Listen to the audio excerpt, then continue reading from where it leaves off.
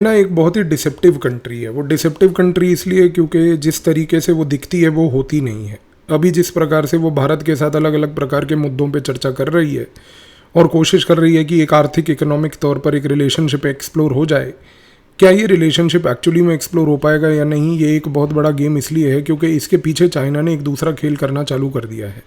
China ने पिछले हफ्ते भारत को एक धमकी दी है और एक ओपन आउटराइट धमकी चाइना की तरफ से जो आई है वो ये है कि वो कहता है कि अगर भारत ने किसी भी तरीके से पाकिस्तान में इंडस के पानी को रोकने की कोशिश करी, क्योंकि पिछले साल ऑपरेशन सिंदूर के बाद से इंडस वाटर ट्रीटी को भारत ने अबेयंस में रख दिया है, यानी कि उसको एक सस्पेंडेड मोड में रखा हुआ है।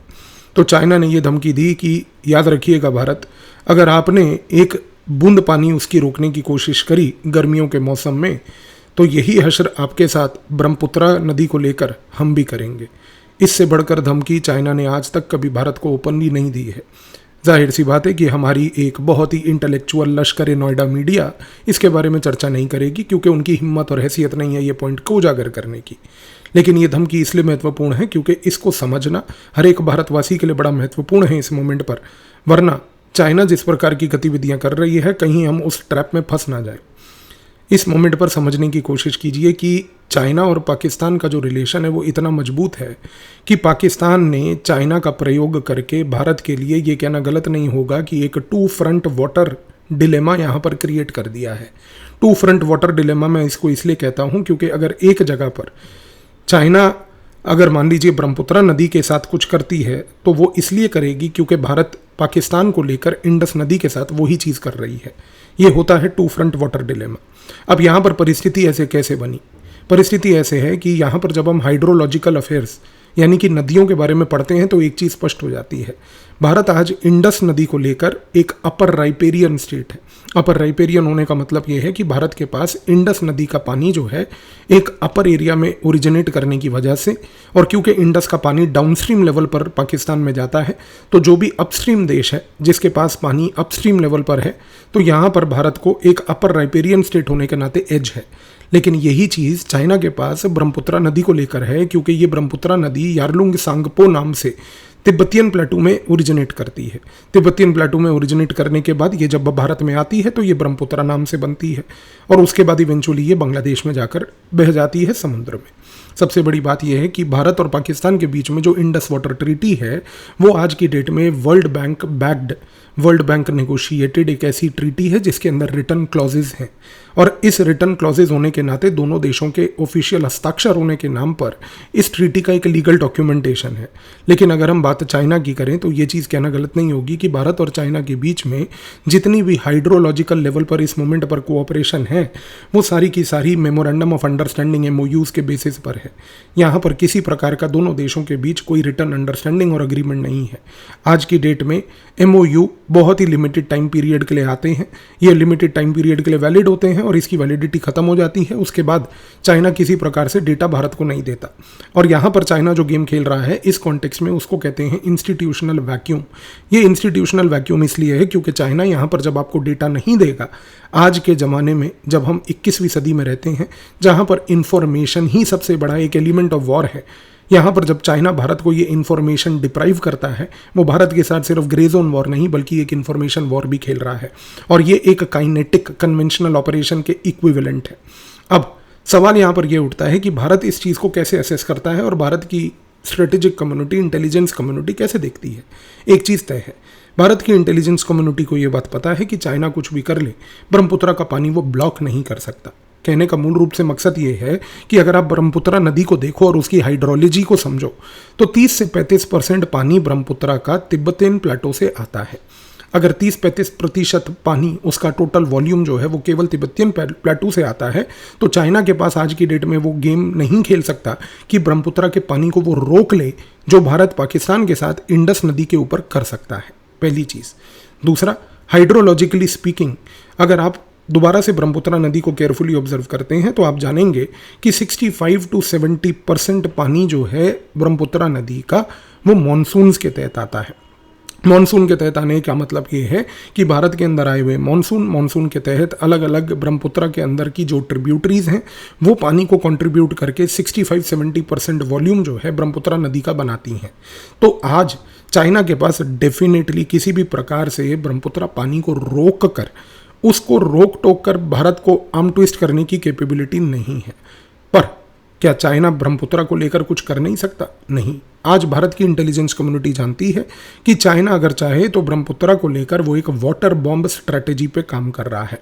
वाटर बॉम्ब स्ट्रैटेजी का मतलब ये है कि चाइना ने अपने तिब्बतियन साइड पर $137 बिलियन खर्च के $137 बिलियन का पूंजी लगाकर एक ब्रह्मपुत्र के ऊपर एक मेगा डैम क्रिएट करने का प्रोजेक्ट चालू कर दिया है।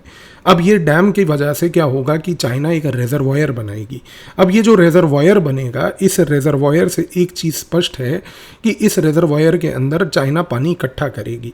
कल को मॉनसून के समय में भारत की इंटेलिजेंस का मानना है कि जब 60-65% पानी ब्रह्मपुत्र के अंदर भारत के मॉनसून और अलग अलग प्रकार की ट्रिब्यूटरीज के थ्रू आएगा, उस समय चाइना डेलिबरेटली कोशिश करेगी कि वो रेजरवॉयर के पानी को भी रिलीज कर दे। रेजरवॉयर एक साधारण लैंग्वेज में एक तालाब होता है, एक डैम के पीछे बना हुआ तालाब जिसके अंदर पानी इकट्ठा किया जाता है।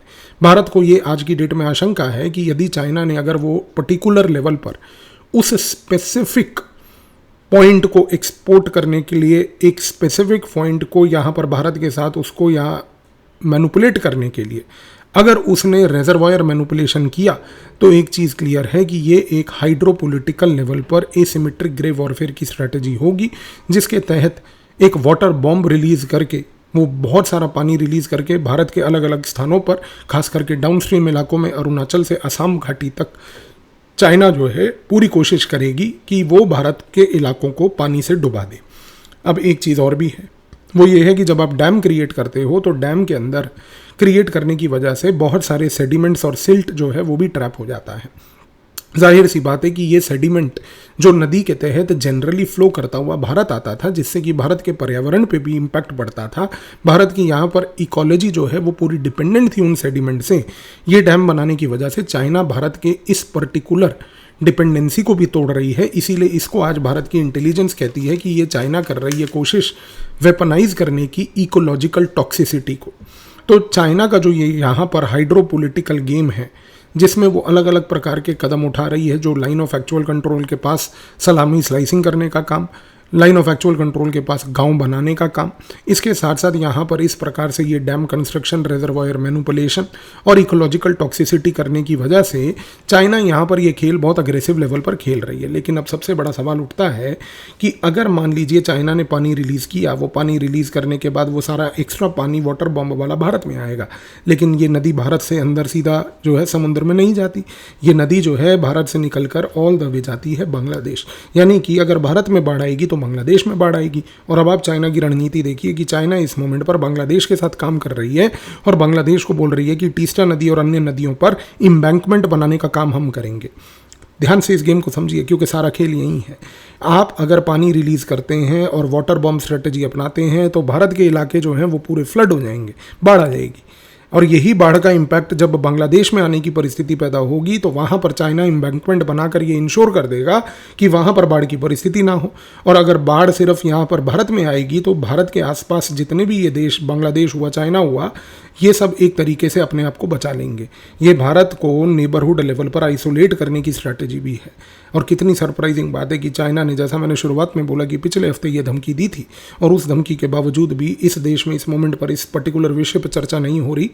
और यहाँ पर किस प्रकार की डिबेट और अभी तक क्या चीज़ें चल रही हैं हमें समझ नहीं आ रहा। लेकिन चाइना की इस चीज़ को लाइटली लेना नहीं चाहिए, क्योंकि चाइना की ये ऐतिहासिक तौर पर एक हमेशा से मुहिम रही है कि जब जब चाइना ने कोशिश करी है कि उसने हर तरीके से भारत से रिश्ते इंप्रूव करे हैं, वो अंडरलाइंग लेवल पर उसी इंप्रूवमेंट के दौरान एक बैकएंड लेवल पर ऐसा खेल खेलती है। और इस बार मुझे लगता है कि भारत और चीन के बीच की अगली झड़प सोल्जर्स को लेकर, सेना को लेकर किसी प्रकार से नहीं, बल्कि ये पानी को लेकर होगी। और यहाँ पर एक ब्रह्मा चेलानी नाम के भी एक विशेषज्ञ हैं जिन्होंने बहुत सालों से ये प्रेडिक्ट किया हुआ है कि भारत और चाइना के बीच में अगर नेक्स्ट वॉर होगी तो वो नेक्स्ट प्रॉपर वॉर वो होगी एक वाटर वॉर। तो क्या अब भारत उस पॉइंट पर पहुंच रहा है? अब ये चीज़ आप इसका निर्णय खुद लीजिए। आपको इस विषय के समझने के बाद ये निर्णय मैं आप पे छोड़ता हूँ। धन्यवाद।